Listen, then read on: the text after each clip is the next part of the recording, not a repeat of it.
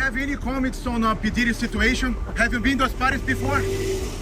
Have I been to his parties? No, I never went to his parties. No? No, man. You never get invited to go to his party? I think I was a little old. Well, no, you're not old, man. You look young.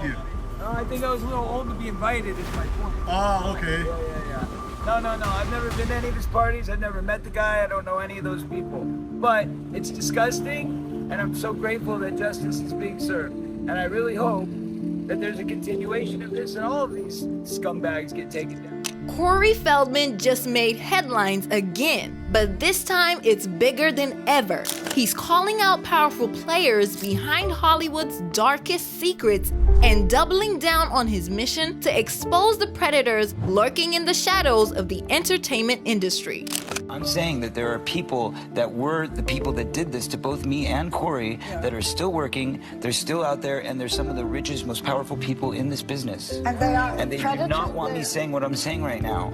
Are you saying that they're pedophiles? Yes. And that they're still in this business? Yes. And that's what you're saying in your book. When you talk to Feldman is naming names while demanding justice for his late best friend, Corey Haim, whose tragic story has sparked outrage and renewed scrutiny of Hollywood's silence. From his explosive threats to uncover Hollywood's predators to jaw-dropping connections with current scandals involving Charlie Sheen, Diddy Combs, Oprah, Beyonce, and more, this story is unraveling secrets the industry has hidden for decades. Could this be the moment Hollywood's house of cards finally collapses? What horrifying truths about the abuse these two face as child stars is Feldman ready to reveal? And why is the entertainment world so desperate to silence him? Corey Haim, come here for a second. He's in the movie with me. This is Corey Haim. He was in Lost Boys. And he was in the movie License to Drive, which is coming out in August. And we're doing that movie together, too. Yep. Anyway, so me and Jason changed bodies, and this is my best friend. His name is Dinger in the movie. And I've got long black hair in the movie. They're going to put extensions on, so it's like 2 inches longer. Thank you. This is my hairstylist. It's beautiful. We can see that Corey Feldman isn't just fighting for himself. He's fighting to honor his best friend, Corey Haim. Together, they were the stars of the 80s, capturing hearts in films like The Lost Boys and License to Drive. Yet, behind the scenes, their lives were far from the glitz and glamour Hollywood sold us. Haim's life was tragically cut short in 2010 at just 34 years old, due to complications from pneumonia. But before his passing, Haim confided in Feldman a devastating secret. He had been sexually abused on a movie set as a child actor. Can you imagine carrying that kind of pain, especially as a child? According to Feldman, this wasn't an isolated incident. It was part of a systemic issue in Hollywood that preyed on vulnerable young actors. I'll tell you that the #1 problem in Hollywood was and is and always will be pedophilia. That's the biggest problem for children in this industry. The casting couch even applies to children. Oh yeah, not in the same way. It's all done under the radar. Nobody talks about pedophilia. It's the big secret. And it's widespread? Oh yeah, I was surrounded by them when I was 14 years old. Surrounded, literally. Didn't even know it. It wasn't until I was old enough to realize what they were and what they wanted and what they were about and the types of people that were surrounding me till I went, oh my God, they were everywhere like vultures. Since then, Feldman has relentlessly spoken out about pedophilia and the abuse he and Haim suffered as kids in the filmmaking industry. A story that reveals the sinister reality behind Hollywood's heyday. What horrors unfolded behind the scenes that shattered the two Coreys and now sends ripples of fear through the industry? Who Feldman says abused him and his best friend, the late child actor Corey Haim, his co-star in The Lost Boys. Well, what happens if my mom is dating the head vampire? Feldman says the trauma of that pedophilia contributed to Haim's death. Haim's vulnerability as a teen was what most industry predators were looking for.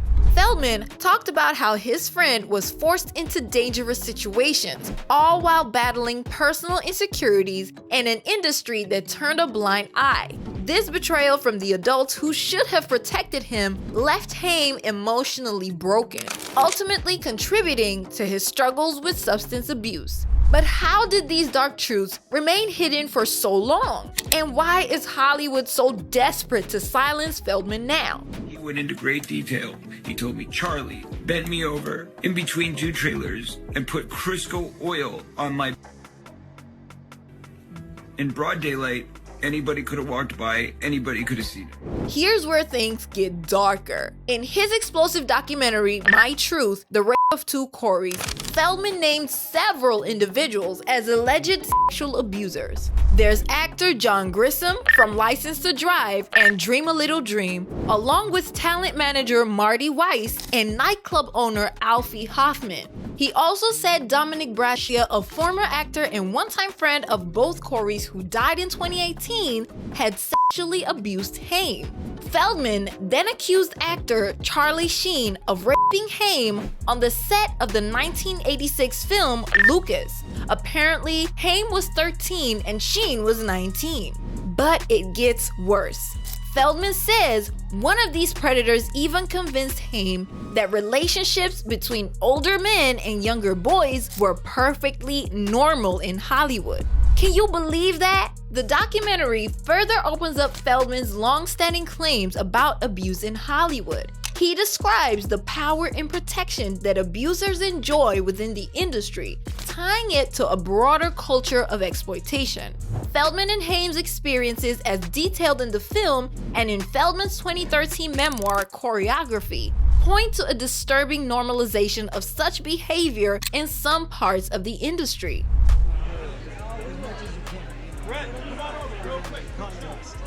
All right.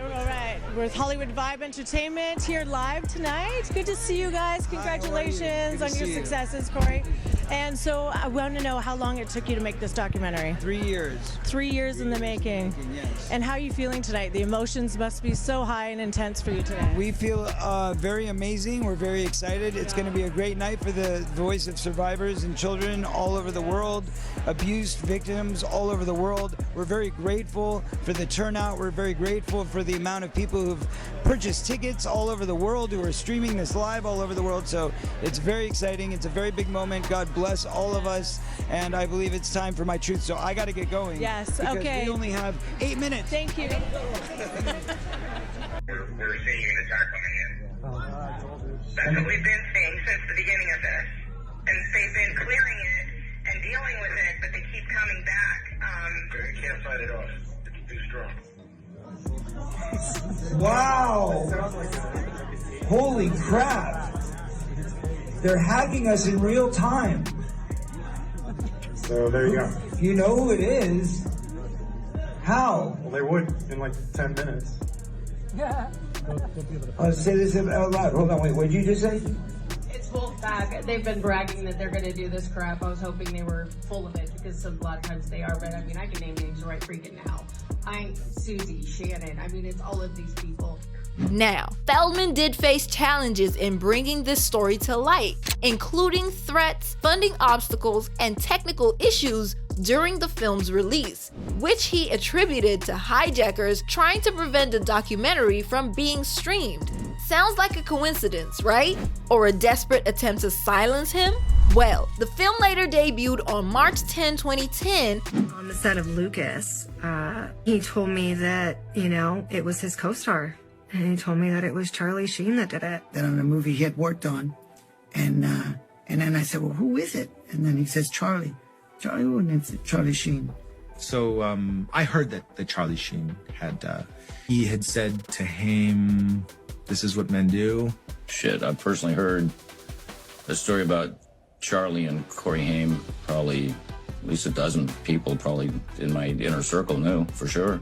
It was pretty much common knowledge. I mean, Charlie Sheen was diddling him on the set of Lucas. But what Corey Haim told me when I was sitting with Feldman in the office of the house in Vancouver, that he had been molested on the set of Lucas. And he said it was Charlie Sheen. At a screening in Los Angeles. Several other people featured in the documentary also claimed either Haim directly told them he had been abused by Sheen as a child, or they had heard it from others years later. This came as a shock, but what you're about to hear now is an even bigger shocker.